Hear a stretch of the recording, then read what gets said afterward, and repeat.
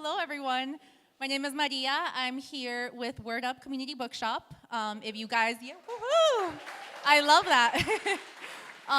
For anybody that doesn't know, Word Up is on Amsterdam Avenue and 165th Street, right around the corner. We are a volunteer-run bookshop run by local residents, and we love working with Alianza and Dominican writers and are so excited to be here because we actually hosted Cleyvis, Natera, for her original debut novel, Neruda on the Park.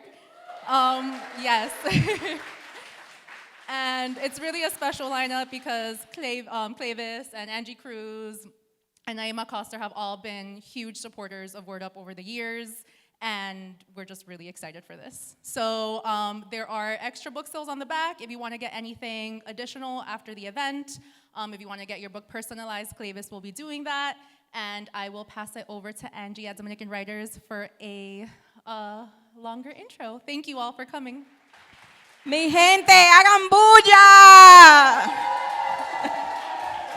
Hoy estamos celebrando. Today we're celebrating Gran Paloma Resort. Okay? Cleyvis is such an amazing author. Cleyvis, you've been to my apartment, so. Okay? A dar un taller de escritura, mi gente. But I just want to welcome you all to the space, to Alianza Dominicana. We host the majority of our book events here. We did Dominicana here for Angie, Cruz. I don't remember where we did yours. Was it here? For Neruda on the Park? Recirculation. There we go. That's our second home. But welcome to Alianza Dominicana. This is the Dominican Cultural Center. My name is Angie Abreu, and I'm the Executive Director of the Dominican Writers Association. How many of you know who we are? That's not enough people. That's not enough people. We need more, so follow the socials. My job is to put a Dominican book in your hand, okay? I am very passionate about that, okay? You will see that on our Instagram account, okay, and our Substack account. I need you guys to read more Dominican books, okay? And just general Latino books, books of color. We need those, okay? So I am going to keep it short as possible, and introduce you to these wonderful authors. In case you don't know, I'm going to put some respect on their names so you could too, okay? So, Cleyvis Natera. Sube la mano, Cleyvis. Cleyvis was on Channel 11 today, okay? She was on Channel. Were you on Univision or Telemundo yet? Not. See, we need to fix that, okay? Porque the book is now in Spanish, translated by Erika Morillo. Sube la mano, Erica. And folks, you don't know how difficult it is to get our Dominican books translated authentically. You just don't know, okay? But I do remember a conversation with Cleyvis, and I said to Cleyvis, is the book coming out in Spanish? And she said, well, we're looking for a translator, but I think Kiani is busy. So Kiani is like our #1 translator of Dominican novels, but Kiani is always busy because of it, right? So I said, hey, how about Erica? And I went to an event Erica was hosting, and I said, Erica, can you do this? And I just threw it out there. She's like, well, they reached out, but, haven't gotten back to me. And I was like, oh, my God, these people are going to mess up this book. Because they do sometimes. I'm sorry, but they do sometimes mess up our translations. But thankfully, Erica was able, under 2 months, folks, okay? She sat down. She sat down for 2 months to translate this book, so I hope that you give your book to your tía, your madrina, your vecina, la dueña de la bodega, la salonera. Everyone should get a copy of the Spanish edition. And if you are in DR, go bang the door at Cuesta Libros and make sure they're carrying that book too, okay? So, Cleyvis is the author of Neruda in the Park and Gran Paloma Resort. She was born in the Dominican Republic, migrated to the United States at 10 years old, and grew up in New York City. She holds a BA from Skidmore College and an MFA from New York University. Her writing has won awards and fellowships from the International Latino Book Awards, PEN America, and more. She is currently a Fulbright specialist. She lives with her husband and 2 children in Montclair, New Jersey. The Gran Paloma Resort is her second novel.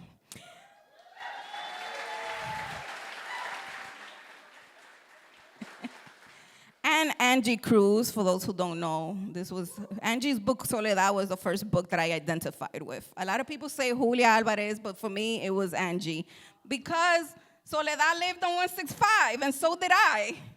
And the walks that Soledad did, I did as well, and I felt so identified with her and her relationship with her mom. If you haven't read that book, please go out and read it as well, okay?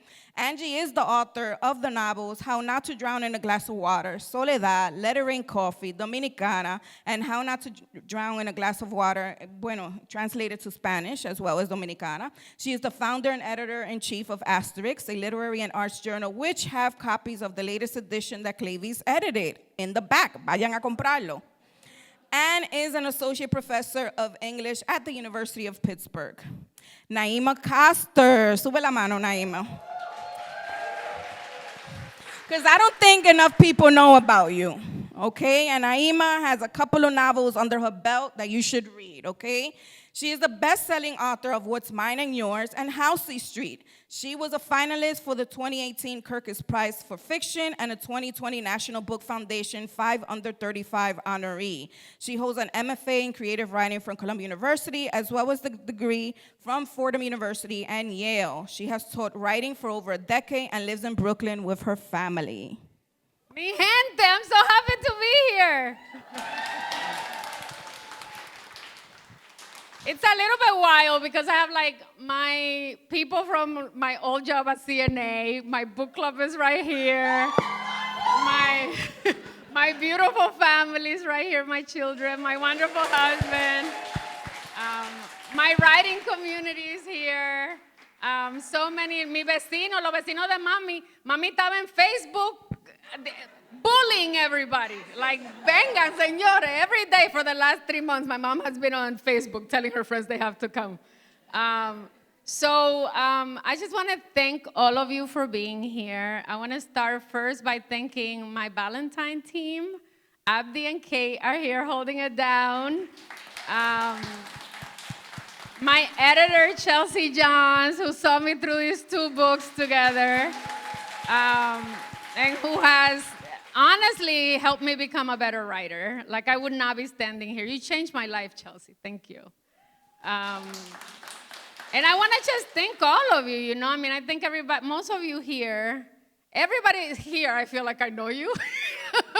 So it's beautiful, but I do see like a couple of faces that are new. And I just want to say that like my journey to writing was a really painful journey for my first book. And, you know, this second book was really different because, you know, like that's what happens, right? Like the gatekeepers keep us out and then all of a sudden like we're in there. And so the idea that I would have a book out, I sold this book in 2023. And the idea that I would have this book out now, to me, seems like miraculous, actually. And I started writing the book in 2020 during the pandemic. And it was a collection of short stories back then. And so, again, I like wrote it from a place in my heart that was like not even thinking it would ever get published because I hadn't even sold my first book. So the idea that I'm sitting here with this book in my hands, I think it's just a testament to like the power of like resilience and community, because I just feel like I wouldn't be here if it wasn't for all of you. So thank you for whatever role you've played in my life to get me here. Thank you. These 2 women, esa mujer matatona, I mean, I feel like, you know, I have so many of you here, like my community, and I love you so much. Pero Angie and Naima, I mean, like, I love you both so much. And I just want to thank you for making time. Angie blurbed the book. I was like, Angie, please, give me a blurb. Because the Spanish edition, the Spanish editor really thought that it would be helpful. And so I think that sometimes we hit each other up. And I know you're like the busiest person alive. So just thank you for always being about community and for helping me grow and for supporting my career. I love you. But I just want to say, I love this book. You know, it's really just gorgeous, and I feel thank you for interrupting me, because I'm here like a monologue. No, and then when I was 10. I love this book, and I'm thrilled to be here, and I have deja vu. I also, you know, I was telling Erica Morillo that in 2019, I launched my book here, Dominicana, then you launched Neruda in the Park. And it's just you mentioned Soledad, and Soledad came out in 2001. And I was so alone in the landscape of writing in 2001. And to think, here, 3 Dominicanas. Oh my God, 4 with Erika Morillo, publishing books in the same time. It's just very exciting. And Cleyvis, you really, this book, you outdid yourself. And I just love to be part of your trajectory. So thank you for having me here, truly. I love it. And Naima and I feel like we're sisters separated at writing at some point, at birth. I just love you so much. And I just got to read Naima's book that's coming out. And I just feel honored to be sharing creative space with you. And you inspire me to really push hard. So I just want to thank you for coming and for doing this with me to launch this book. Thank you, Cleyvis. I'm in such awe of you. I feel lucky to be writing at the same time as you. And if you all haven't gotten the Grand Paloma Resort now, let me tell you, this book is a thriller, but it's also a story about sisters. It's a story about tourism, the Dominican Republic. I read it so fast. It unfolds over how many days? 4 days, 5 days? I read it in 2 days. And it's just amazing. It's a marvel. And I'm so in awe of you and your craft and your practice and the way you show up for your community and other people. You are the best, and we are lucky to bask in your light, as we were talking about today. More compliments, please. Yeah. Yo quiero más piropo. That's what I came here for. Let's just the 2 of you give me piropo. So I think the plan is gonna be, we're just gonna read a page of the book, and I've asked Erika Morillo, who's the translator, to come and join me up here, and we're just gonna read for a few minutes. And I'm gonna read the Spanish version, and Erika, who is the translator, is gonna read her remarkable translation. And then we're gonna get into the conversation. So vamos a leer unas cuantas páginas de este libro. Yo voy a leer la versión en inglés y Erika, que es la traductora, va a leer la versión en español.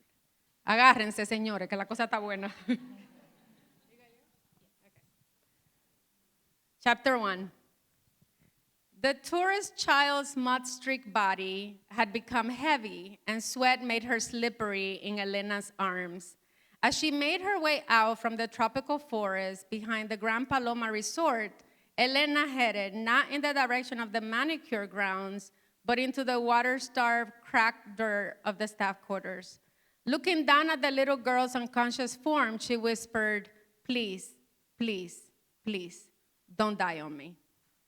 She wove through row after row of beautiful casitas, alternating between vibrant turquoise and the brightest yellow, with a flash of hot pink every 4th or 5th little house, each decorated with flower beds full of birds of paradise and lilac hibiscus bushes. It was the kind of sight that would make a visitor sigh in delight, unless they happened to touch the plants and realize they were plastic. Nothing got water on this part of the resort. Once she was safely inside the casita, she shared with her older sister, Laura. Elena took a breath and looked around, unsure whether to lay the child on her bed or her sister's. Relief washed over her. No one had seen her. It was as if the dusty ground of that forest had lifted and shrouded her. She was paralyzed momentarily by the weight of the child's body. What was she, 60 pounds, 200? Elena was dizzy with the heat and humidity. She'd been hired to care for the now injured child, the now injured and unconscious child, looking after the girl by day and sleeping in a tiny, cut-sized room in the back of the kitchen of the penthouse suite that the girl and her parents occupied. She hadn't been in the casita all week. Elena's side was as messy as she left it. Unmade bed, strewn clothes, shoes everywhere. It was shocking.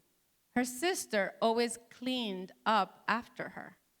Elena laid the kid on Laura's neatly made bed. She called the girl's name and shook her gently. No response. The blonde, bouncy curls that had swayed when they tried the latest viral TikTok dance that morning before their outing into the forest were matted with mud and blood. The kid's flat chest seemed too still. had it been a mistake moving this girl? Thank you.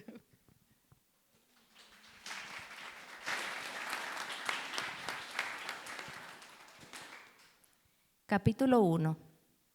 El cuerpo bañado en barro de la niña turista se había vuelto pesado y el sudor la hacía resbalarse en los brazos de Elena. Al salir del bosque tropical que había detrás del Grand Paloma Resort, Elena no se dirigió hacia los jardines bien cuidados, sino rumbo al terreno árido y agrietado donde se alojaban los empleados. Mirando a la niña inconsciente, le susurró: por favor, no te me mueras. Atravesó una hilera tras otra de preciosas casitas. Se alternaban un color turquesa vívido contra el amarillo más brillante, un destello de rosa vivo cada 4 o 5 casitas, todas decoradas con lechos de flores repletos de aves del paraíso y arbustos de hibiscos color lila. Esta era el tipo de vista que haría suspirar de placer a cualquier visitante, a menos que tocaran las plantas y se dieran cuenta de que eran de plástico. En esta parte del resort no se regaba nada.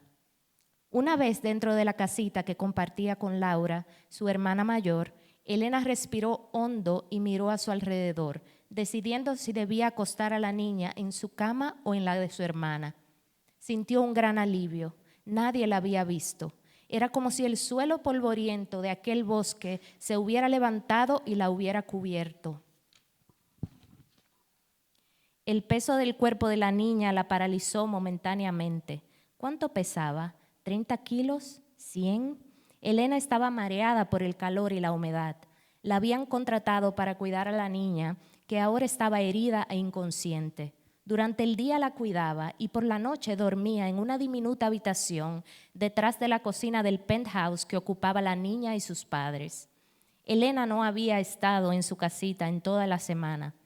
Su lado estaba tan desordenado como lo había dejado, la cama sin hacer, la ropa tirada, los zapatos por todas partes, un reguero espantoso. Su hermana era siempre la que limpiaba su desorden. Elena acostó a la niña en la cama limpia y ordenada de Laura. La llamó por su nombre y la sacudió suavemente. La niña no respondió. Sus rizos rubios y ondulados, que saltaban cuando hicieron el último baile viral de TikTok esa mañana, antes de su excursión al bosque, ahora estaban manchados de barro y sangre. El pecho de la niña lucía inmóvil. ¿Había sido un error haberla movido del lugar?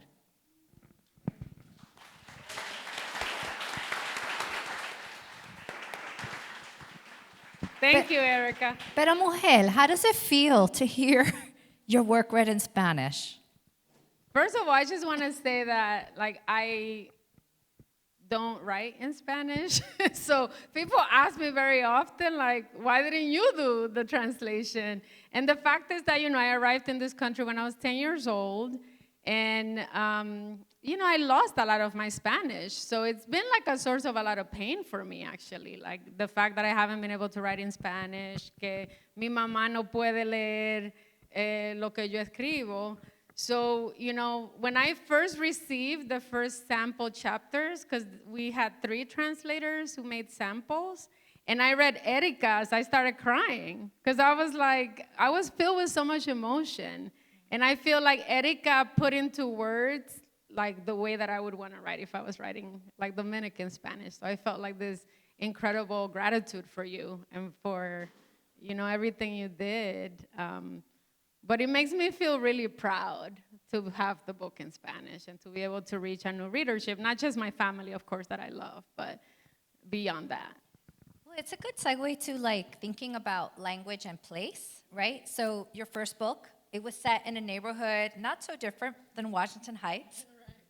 And now you've gone to a totally different place, right? We're now in the Caribbean. And I'm interested, because I know that the order of how you wrote these things, they kind of overlap, but being that we're reading them in this order, right? What compelled and inspired you to write about the Dominican Republic? So, first of all, it seems kind of crazy to say this, but you were a big inspiration, Angie. I was thinking a lot about legacy as storytellers, and I was thinking about Julia Alvarez, I was thinking about Angie Cruz, I was thinking about Juno Diaz, And I was thinking a lot about like writers whose entire bodies of work I have read.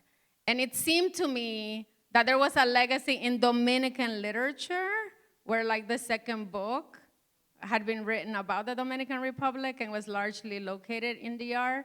And so for me, like the second novel, I should say, because some people did like short stories that were not. But I was like, déjame yo meterme ahí. Like I was like, I really want to be like part of this tradition. And I had been thinking about these people, like these employees in our resort for many years. I mean, I'm kind of obsessed with thinking about privilege and class. And so for me, like I just felt like, I wanted to be part of a tradition and like situate myself within like people I respect and admire. And then I also wanted to like write a book that to me felt really different about things that I felt like hadn't been said about what it's like to be a worker, what it's like to work in a place like a resort. Just to add, could you just describe a little bit like what the book is about? Yeah, thank you. What's this book about? The $1 million For question. those who haven't read it. Everybody, except Chelsea. She read it like 20 times. My editor. So this book, The Grand Paloma Resort, is a book that takes place over the course of 1 week. And it is, centrally concerned with two sisters, Elena and Laura. And what happens over the course of that week is that, at the outset of the story, we learn that these two sisters really have a dream to get off of this resort. And so the book is largely concerned with like their journey to try to get off of the resort and all of the obstacles that kind of get in the way of them trying to escape and reach freedom. ¿Qué te parece? What did I miss? I think you got it. Enough. You don't want to tell too much. Yes. But you got it. Yeah. I want to read it. So good. I'm going to reread it. And you mentioned, Cleyvis, how much of it is about the resort, but it's also about this particular community that is near the resort. And it's about the Dominican Republic and tourism. And you draw so heavily on real history and real present time politics, but there also is some invention happening. And in your acknowledgments, you write about all the research that you did. You all are hearing me? Yeah, okay. All the research that you did from reading to interviews. I was hoping that you could tell us about the research and how it shaped the book, but also maybe how it impacted you individually, like if there was anything that you discovered or that was new to you or that hit you in a different way. Thank you. Aren't they so fly? They're so smart. I'm like, look at my friends, brilliant. You make it easy. So, I want to say first, talk a little bit about my approach for this book first came from, like, the way that I think I have learned about history through books. So, when I first read Edwidge Dantica's The Farming of Bones, it was the first time that I read about the Parsley Massacre in the Dominican Republic. And even though my family is Dominican and I have family members who had lived through it, my grandparents, I had never heard about it. I went to the Dominican Republic through 5th grade, and I had never heard about it in school. And so, I think I read The Farming of Bones when I was in college. And then every time I went to the Dominican Republic, it really changed the way that I saw the country and the way that I saw, like, Haitian people in the Dominican Republic. And so one of the things that I started thinking about, and back in, when I first started my MFA, I was 23 years old, was like, how do I write like this historical book that I wanted to write about? And so I think like that's one thing that I wanted to like really think about, like what's a part of history that I feel like people don't know about that I think a novel could do a good job. And so in the 1800s, like there were like all these enslaved and freed Black people who were invited to come to the Dominican Republic by the then, occupying Haitian president. And so like around 2,500 enslaved and freed people got on a ship and went to the Dominican Republic. So, so this is in my 20s, I started doing all this research. And then, my heart got broken, I couldn't sell my first book, and I just kind of put all of that aside. And so then flash forward 20 years, because that's life. I ended up actually thinking a lot about, like, what does it mean to be free? And, like, what does it mean, especially within the context of, like, class and being a worker. And so for me, like, I just remember really thinking really carefully about the fact that I didn't want to write a historical novel. So, like, that changed in 20 years, right? Like, the concept that I had for that book completely changed because I was no longer interested. And then I was like, how do I actually imbue a book with, like, a rich history, but no flashback, no back to the 1800s? And actually, like, creating a lore around a community where it's like a source of pride, but it isn't something that is present, for me was also really important. So that was part of the conceit for the book. When I started, I should say too that, I travel a lot. Thank you to my husband, because hey Kevin, these days he be financing my trips. I love it. My kids, I don't know how they feel about all the travel, but they'd rather be home on their iPads, but one day they'll appreciate it. Penelope and Julian are right here in the front row for anybody that doesn't know. So one of the things that I've always been really fixated in is, like, the idea that, like, as workers, we're kind of invisible. And if you are a person that's Black or a person that is a person of color, often when you travel abroad, you become kind of invisible. Like, either people assume you're a worker or in service. So I've had some really interesting experiences as I've traveled as a person of color and as a Black woman, where, like, I feel like the tourists forget I'm a tourist. And so I've heard some really interesting things. I think that, like, when I started making real money, hey, corporate America, my CNA friends are over there. When I started making real money working in the insurance job, and I started going far away, that's probably, like, in my 20s and early 30s, that I really became fixated with talking to, like, workers and laborers. And I would always talk to the bartenders and the cleaning people and, like, ask these questions. And then in the last 5 years, once I started writing this book during the pandemic, then I became very fixated in, like, actually asking people in the Dominican Republic and talking to people of Haitian descent, like both Haitian migrants, and then also talking to Dominicans of Haitian descent about what it's been like to live in the Dominican Republic, where there's, like, a humanitarian crisis happening. But again, like, I felt like part of the challenge for this book is that, I am not Haitian and I am not of Haitian descent. And so I also felt like I had an obligation and a responsibility to deal with that in a way that felt to me true to what the story would be as a Dominican person writing it. And so a lot of the research that I did isn't, like, literally in the book. It's actually, like, imbued the book with a mood, what I like to think of as the mood of the book. Like, what happens to history? What happens to the Haitian laborers? Where are they situated in the narrative? For me, it was something that I gave a lot of thought to, because I wanted it to be almost like an important thing, where, like, you're reading the book, and then at a certain point you get to a certain point in the book where you realize, oh, this is what's been going on in the book all along, and you didn't know it. So, like, that's how the research really affected the book, which I think for me was, like, a technical and a craft challenge that it took me probably years to, like, work it out. That's so profound. I know you have a question, but I just want to respond and say, as you were talking, I thought about how this is a book that really asks the question. I didn't get it from the beginning, but by the end I got it. Like, it asked this question, like, what do we do with the history that we inherit? Like, what is the legacy that we are going to choose? How are we going to show up once we know the truth? And it's one of the most profound questions that this book asks, and I think it suggests some good answers for what we do with the truth of history. Thank you. You're just so brilliant. I had to add that. But, I mean, I agree. I feel that what I thought was very masterful. Has anyone here been to a resort? Oh, okay. I mean, you can't take a lot. Not everyone's been to a resort. Like Cleyvis has been to a number of them for her research, of course.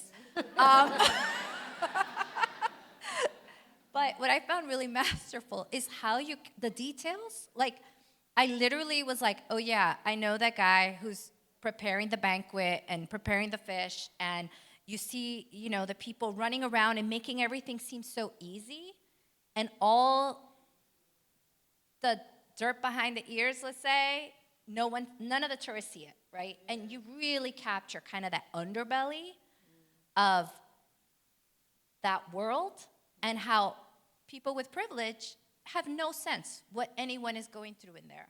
And I found that so striking. And also, that's the tension, right? Like, the tension for me is like, oh my God, I feel implicated as a tourist. And oh my God, these are my primas in Dominican Republic. Like, I was so, immersed in this reality. And it's very tense, because it is tense to understand what it's like. Like, I grew up working class. I have a lot of family that are working in these resorts. And at the same time, I'm incredibly privileged. I could go to a resort, right, and be served in this way. So I feel like you did that so masterfully, and you really understood it. And I think when you speak about the research, what I think is interesting is that, yes, a lot of it is very realistic, but what I think the novel should be doing in this moment is going beyond realism to a projected possibility in our community. And I feel like what your book does is that I left thinking, instead of thinking, oh, the world is so bad, where am I gonna go with this? It's so heavy. I read your book and I was like, this is where it can go. Read it as a roadmap to possibility for our girls, for these resorts. It's not that they don't have to exist, but how could it exist differently? And I feel like you did that so well. So I'm curious, because I know that you're someone, I've invited Cleyvis a number of times to teach in my classes, to my students, and you do a lot on social change and literature.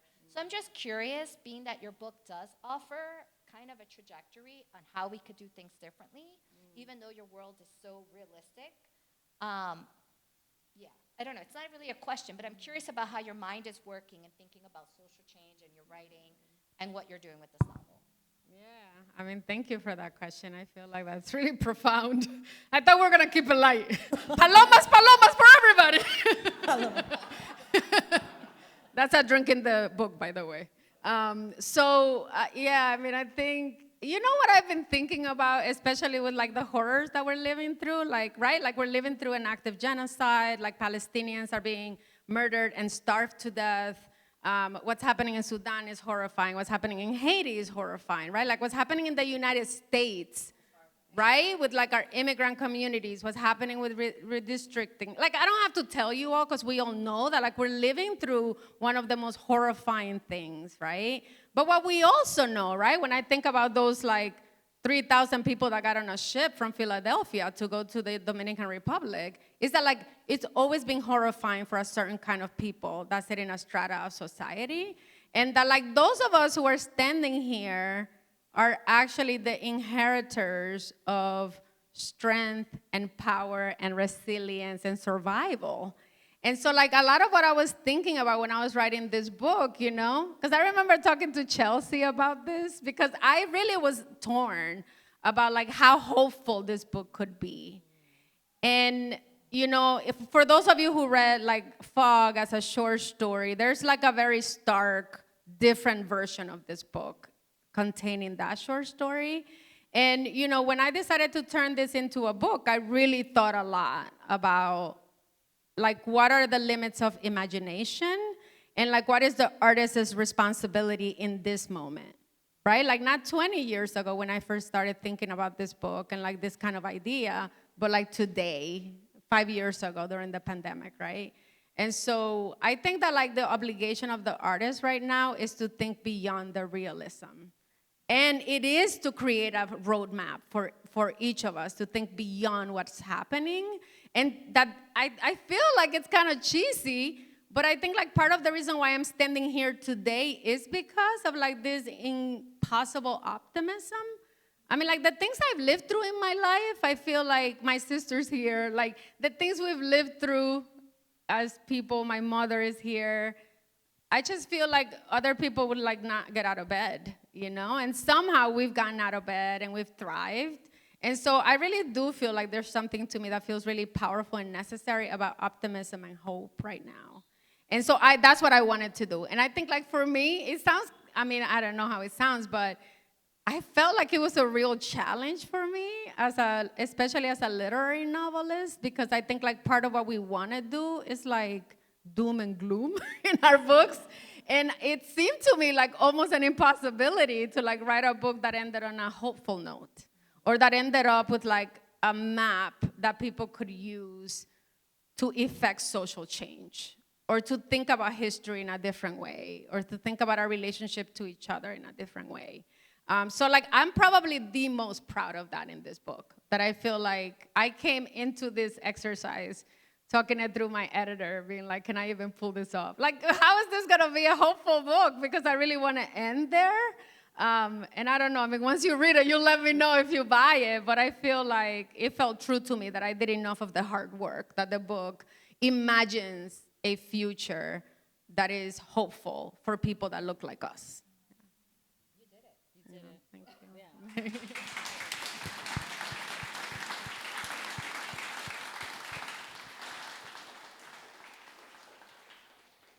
I buy the hopeful optimism at the end so completely, and I agree that it is really rare. It's very rare to find literature that isn't afraid of that underbelly and that really renders the difficulty and hardship so starkly, so powerfully, doesn't shy away from it, but yet shows resilience and reasons to hope. And as I read the book, I was thinking about the White Lotus because it's been compared to the White Lotus, but also because it is superior to the White Lotus in so many ways.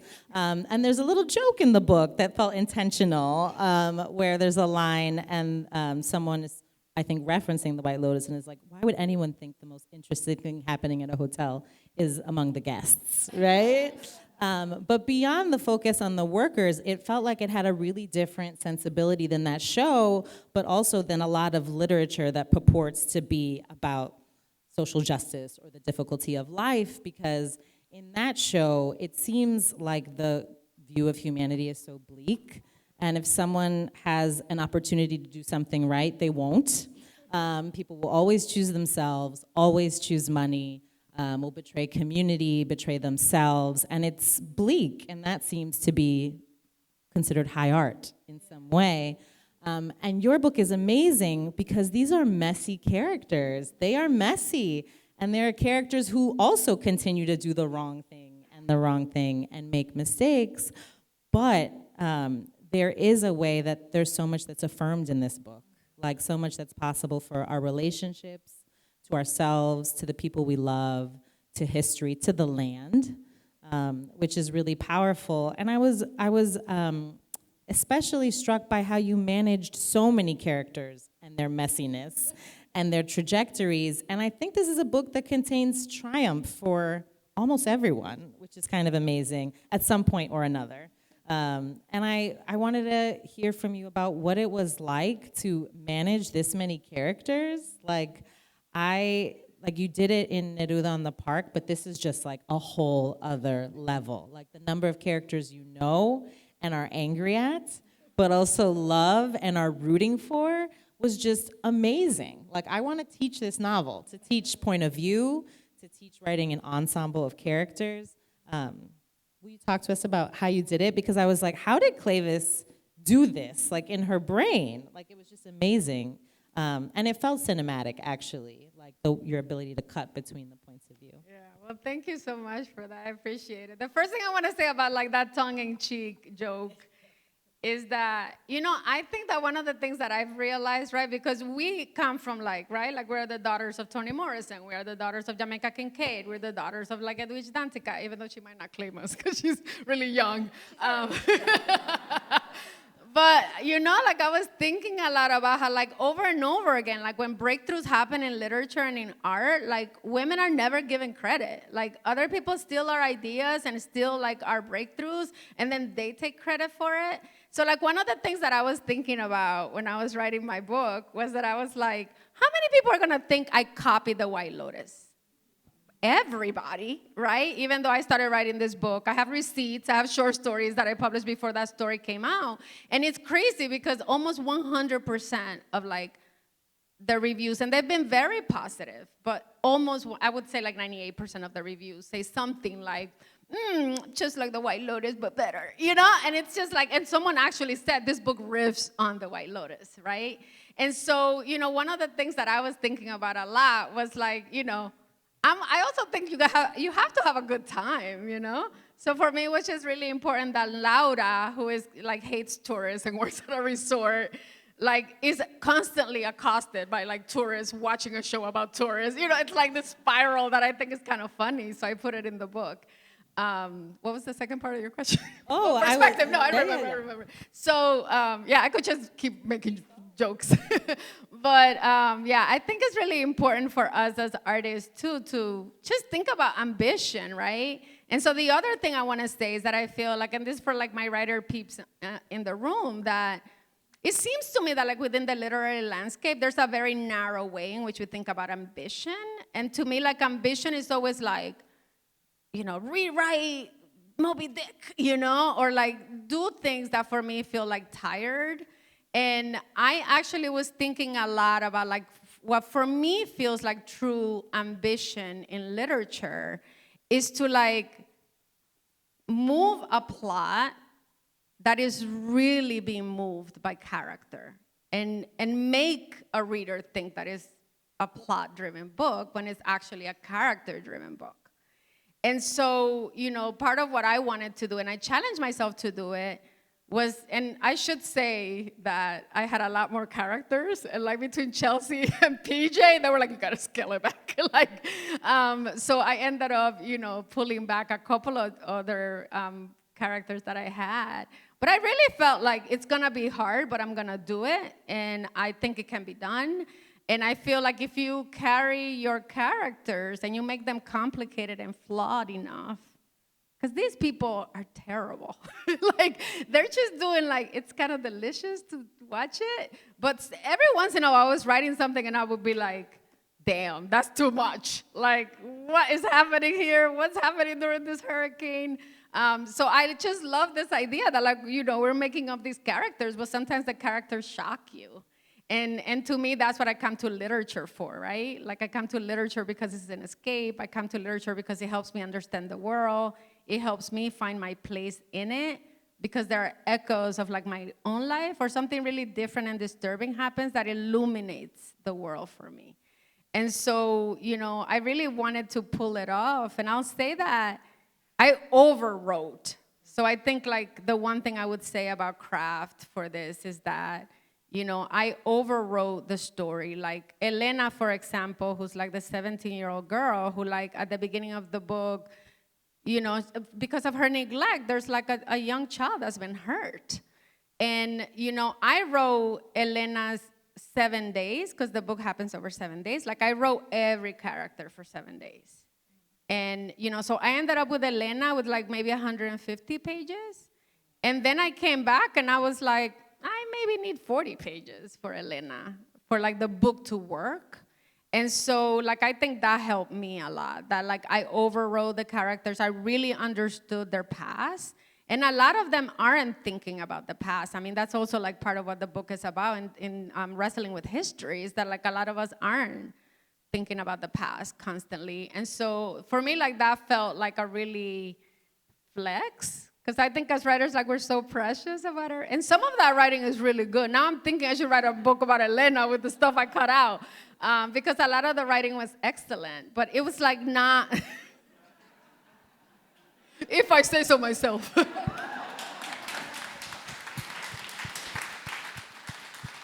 But it was like not necessary for this book. Like, you know, if I want to write a book that is moving a community and it's about the community, then you have to sacrifice some of those individual perspectives and experiences. So it felt like a real stretch for me writing this book, I have to say. Like, I felt like there were certain things that I started out writing a book I didn't know how to write. And that's what I always tell my students. It's like, if you're not writing a book or a story that is beyond your grasp, you're falling short on yourself.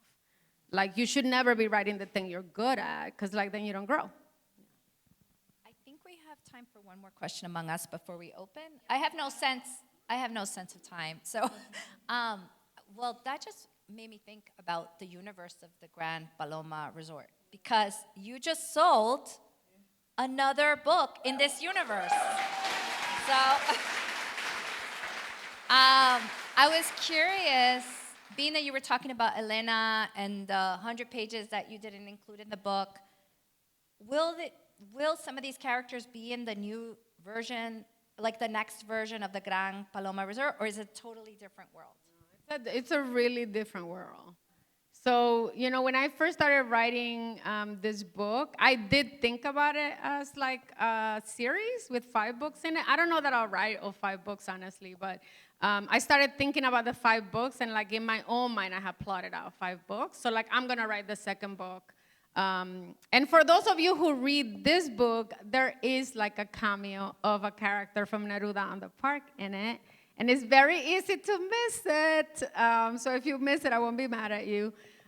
So like I anticipate something like that, because like that character showing up at the Gran Paloma Resort surprised me. And I was like, what is she doing there? So I, I'm allowing myself this idea that even though I've like done a lot of the outlining and like thinking about the story and the book in whole, then like once you start writing, like the story surprises you. And so, if one of these people wants to show up at the Royal Paloma Resort in Curaçao, my husband knows we're gonna have to take a few trips for research. Because I've never even been to Curaçao, and I'm gonna write about that.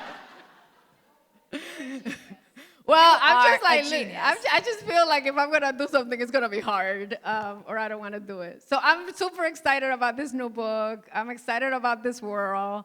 It's already like I've been thinking a lot about these characters for the next book, of course, because I started thinking about them probably a couple years ago.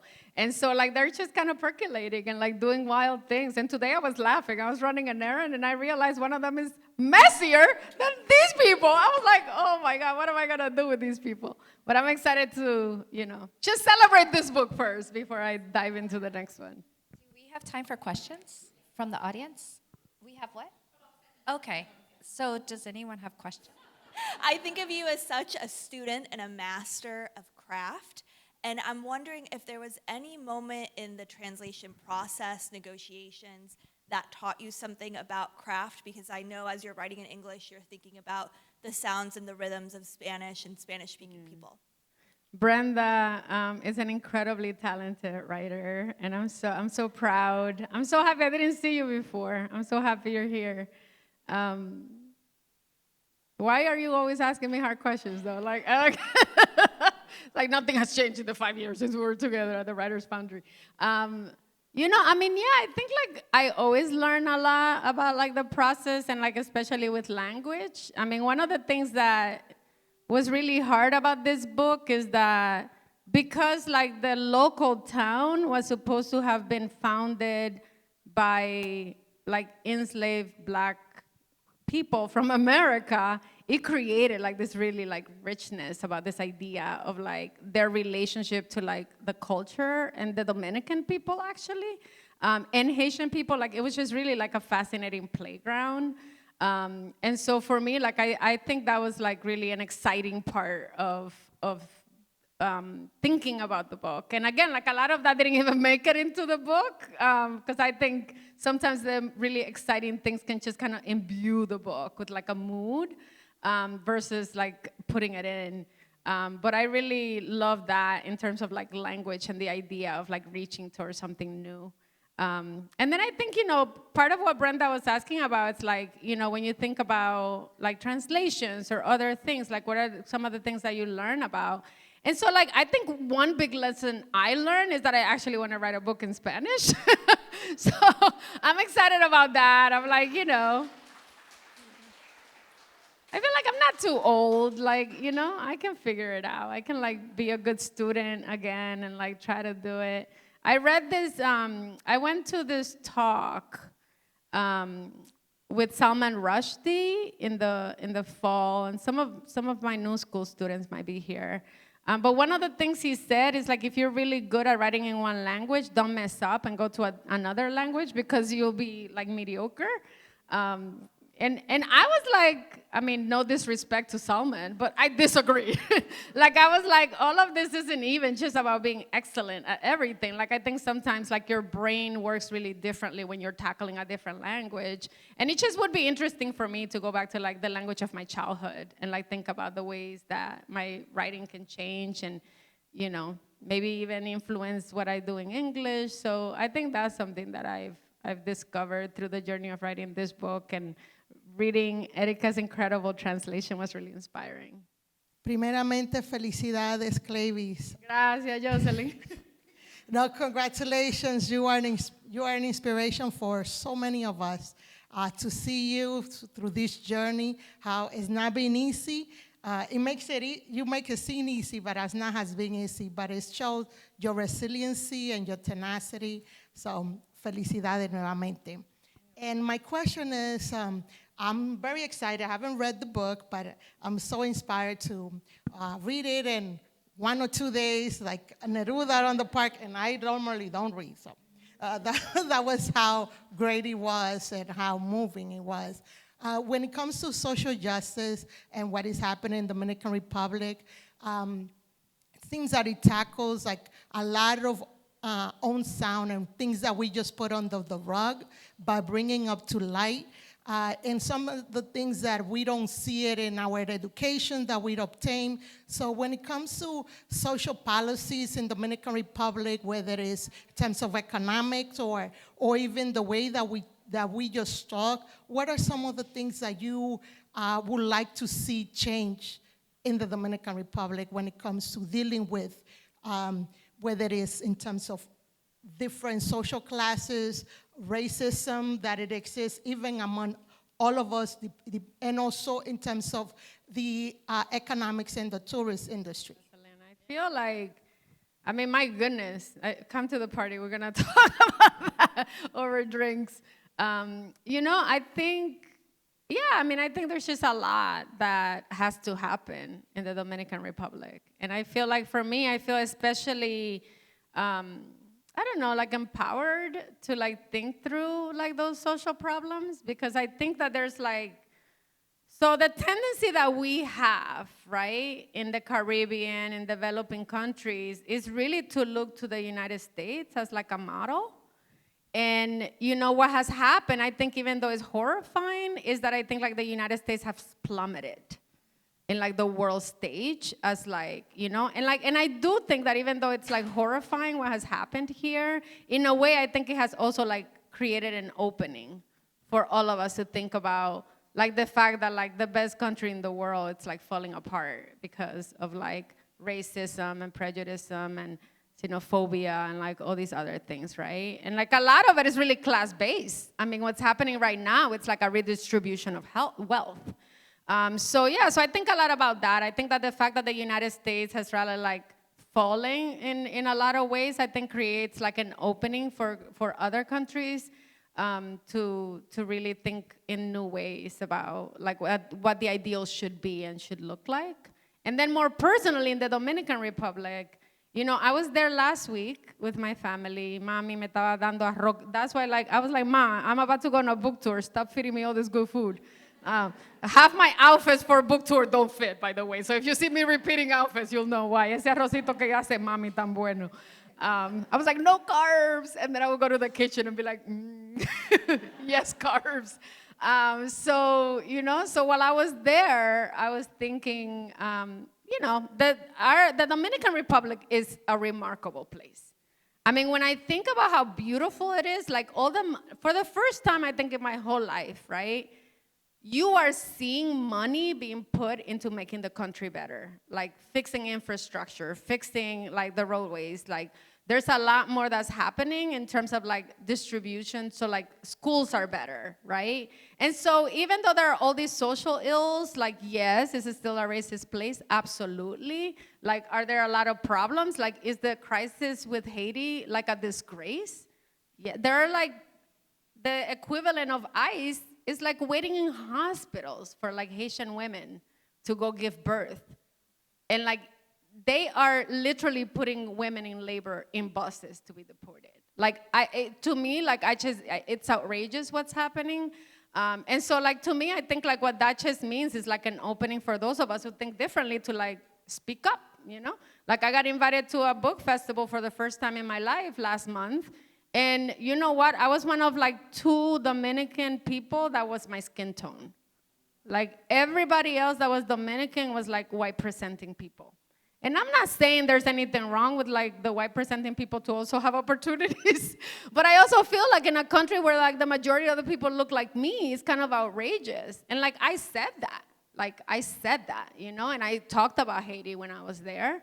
And so I don't know, like and by the way, I wasn't booed off the stage. I wasn't like treated fair. I was scared about that. But like that didn't happen. Like I was embraced. I've been invited to go back. Like I'm building relationships. So I don't know. I mean, I think something has happened to me because now I feel like an obligation to be an agent of change in a way where I think if this would have happened, this whole career would have happened in my 20s, I wouldn't have felt that obligation, and now I feel it. But thank you for that question. We have time for one more. One last question, if anybody would like to ask anything. I think resiliency has been a buzzword for the day, and I was most curious about how you went from, being upset and dealing with the grief of not selling one book to 3 or 4 at this point. So I was hoping you could tell us, or detail rather, what resiliency looked like, following through with that. So this is the part where like the music would be like, all I do is win, win, win, no matter what. I like the hip hop from time to time. So thank you for that question. I mean, I just have to tell you that I feel like, in my lowest moments where like, I really felt like there was no way into me, like for me in the industry, I somehow still felt like, how could that be? I'm brilliant. Like, I know that sounds conceited, but like, I'm actually a great writer. You know what I mean? Like, so I think that there's something to me. And so, like, I just think that there's something so messed up to me about the industry and like the way things move right now. Like, right now we're all seeing it, right? Like all these men, like all the white men are getting their books published, and they're like, oh, this is outrageous, our books. And I was like, well, for 3 years, you guys didn't have a lot of, there was room for other things to happen. So, I just feel like we cannot, for those of us who are going through hard things in life, and let me just say that because I don't think it's like about writing, like for those of us who are going through hard things in life, I mean, I think the thing that I learned, and I learned this truly because of motherhood, and being a wife, is that like, I don't think that the hardest things in life are work. Like it's not writing, like it's not, like the hardest things in life is showing up for each other, like acting with kindness when like the entire economic system is pushing us to be selfish and like cruel. Like I think that's hard. So for me, like, I don't know, I think something happened like after I had my children where I was like, if I can do that, if I can like give birth to people, I can break through. And it's just gonna mean like persistence and resilience, right? Like, so I don't know, whatever that means for you, like however that shows up in your life, that you're like getting beaten to the ground and like you just feel like there's no way through, I used to call it a pity party. My cousin's my best friend. She would come over, we would just drink wine and cry. Like, and I would cry, like, for real, I would be like, wah, But then the next day, I would get up and, like, go to work, Like, you lick your wounds and you get up and you keep going. And I feel like, I have my mother to thank for that. Mi madrecita tan fuerte que ha pasado tanto trabajo en este mundo. And I feel really inspired by like the people in my family because it hasn't been easy to be in this country from the beginning, even when things were horrifying. So I don't know, I feel like the resilience and the power comes from the people we love.